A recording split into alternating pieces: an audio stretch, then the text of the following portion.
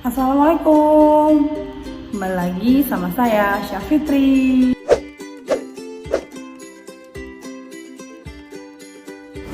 Nah, di modul kali ini saya akan membahas dokumenter part 2. Tujuannya apa? Tujuannya biar kalian lebih paham mengenai penulisan dokumenter. Untuk modul dokumenter part 2, saya bakal membahas tentang tahapan awal produksi dokumenter dan rancangan penulisan. Oke, kita mulai materinya. Ide. Ide dokumenter diperoleh dari apa yang kita dengar dan lihat, bukan berdasarkan hayalan atau ide imajinatif. Rasa ingin tahu yang besar merupakan sumber ide yang tidak akan ada habisnya. Akan tetapi, untuk mendapatkan ide bagus tidak cukup hanya dengan mendengar dan melihat saja, karena tidak semua peristiwa penting dapat diangkat menjadi topik atau tema untuk sebuah program dokumenter. Harus diingat, daya kreativitas yang tinggi diimbangi dengan kepekaan sosial dan kultural merupakan titik tolak membuat dokumenter yang menarik. Jadi, harus punya daya kreativitas yang tinggi dan dilengkapi dengan kepekaan sosial dan kultural kalian biar karya dokumenter kalian menarik. Oke, lanjut. Kerangka kerja. Pada dasarnya, sebuah karya dokumenter sudah dapat diproduksi ketika treatment udah jadi. Karena skenario bisa ditulis ketika tahap editing, serta untuk kebutuhan mixing suara dan gambar. Tapi, bagi beberapa dokumenter seperti potret, ilmu pengetahuan, sejarah, skenario harus dibuat terlebih dahulu. Fungsi treatment dan skenario dapat dibedakan. Treatment berfungsi memberikan gambaran serta informasi tentang apa yang akan diketengahkan. Sedangkan skenario merupakan gambaran visual tentang bagaimana dokumenter tersebut akan digarap. Nah, sama kayak varian yang udah saya jelasin. Jadi, nggak semua dokumenter itu harus dibikin naskahnya dulu, karena ada yang kita nggak tahu di sana akan kayak gimana. Tuh, jadi yang penting treatment udah jadi, itu udah bisa produksi. Kemudian masuk ke tahapan dalam praproduksi. Tahapan praproduksi ada 8. Yang pertama, ide dasar. Udah jelas kalau kita mau bikin apapun, kita harus dapat idenya dulu.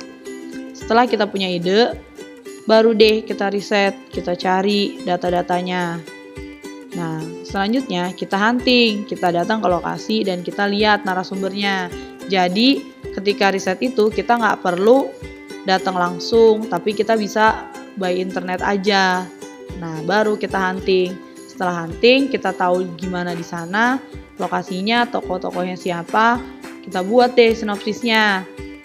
Ya, berarti kan kita buat gambaran dari apa yang mau kita bahas. Nah, setelah sinopsis sudah jadi, buat proposal selanjutnya, kayak budgeting sama jadwal produksi. Kenapa budgeting sama jadwal produksi harus dibuat? Kan setiap kita produksi, kita pasti ngeluarin budget. Dan kalau kita nggak siapin budgetnya, kita nggak tahu harus kayak gimana, harus ngeluarin uang berapa. Terus kalau jadwal, kenapa harus buat? Ya udah pasti, kan pada saat kita hunting lokasi aja, kita udah ketemu narasumber dan kita langsung buat janji. Kita nanti ketemu lagi pas produksi tanggal sekian. Tuh. Nah, yang keenam ada check and recheck, data atau informasi. Walaupun kita udah matang banget, udah jadi proposal, tetap datanya kita harus cek lagi benar atau enggak. Nah, yang ketujuh ada treatment. Nah, treatment kan tadi gambaran dari apa yang mau kita angkat. Hampir sama kayak sinopsis, cuma treatment ini lebih detail. Jadi kalau treatment udah jadi, kita udah boleh produksi. Nah, yang terakhir ada rancangan skenario. Rancangan skenario kan nggak harus tuh, yang penting treatmentnya udah jadi. Selanjutnya, riset. Riset adalah pengumpulan informasi untuk bahan penulisan dan kadang diperlukan metode kerja jurnalistik.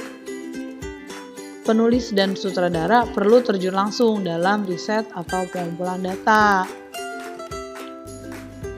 Setelah kita melakukan riset, kita akan tahu apa aja yang pasti. Misalnya,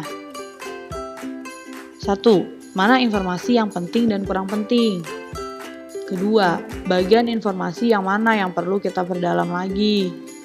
Yang ketiga, pada bagian mana sebab dan akibat dari peristiwa yang dipakai sebagai penunjang unsur dramatik dan ketegangan. Yang keempat, mana bagian utama dan mana sebagai pelengkap untuk memberikan arti atau unsur penting bagi produksi nanti.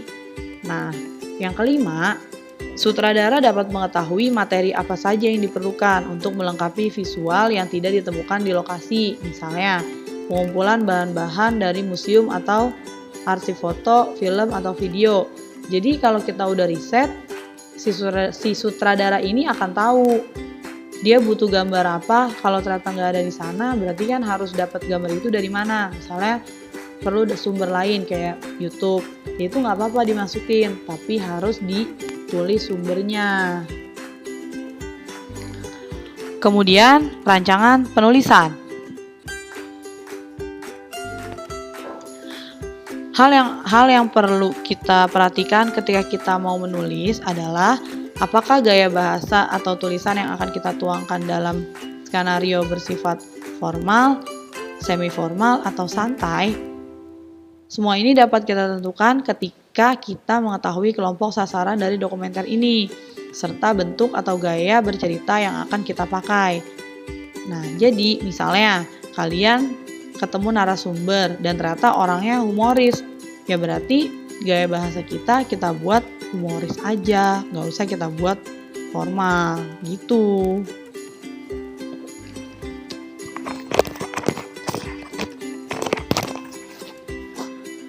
Pada penulisan skenario, kita perlu pula memperhatikan penyusunan kalimat, jangan terlalu bertele-tele. Kalimat harus singkat, jelas, tanpa terlalu banyak menggunakan kata sambung seperti yang, dan, dengan, atau lalu. Demikian pula apabila kita mengadakan wawancara, ada orang yang biasanya memberikan jawaban sangat panjang dan ada juga yang sangat singkat. Nah, itu yang harus kita pikirkan.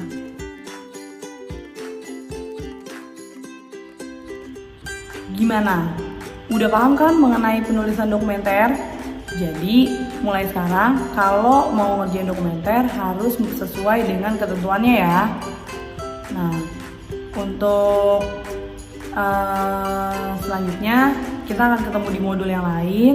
Jangan lupa di like, di komen, di subscribe. Nah, untuk komentar, untuk discuss kita bisa di kolom komentar di bawah ya. Oke, see you. Wassalamualaikum warahmatullahi wabarakatuh.